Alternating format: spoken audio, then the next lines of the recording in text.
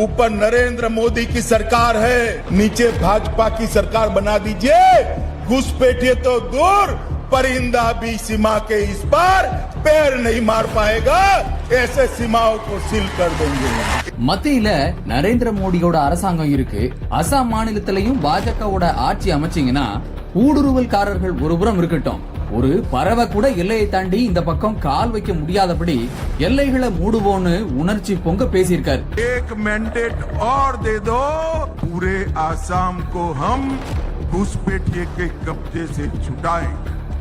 அதே அசாம் மாநிலத்துல இந்த வருஷம் பேசும்போது எங்களுக்கு இன்னொரு வாய்ப்பு கொடுங்க, ஊடுருவல்காரர்களை இந்த பக்கம் கூட வரவிட மாட்டோம்னு சொல்லி இருக்கிறாரு அமித்ஷா. இதுல இருந்து என்ன தெரியுது?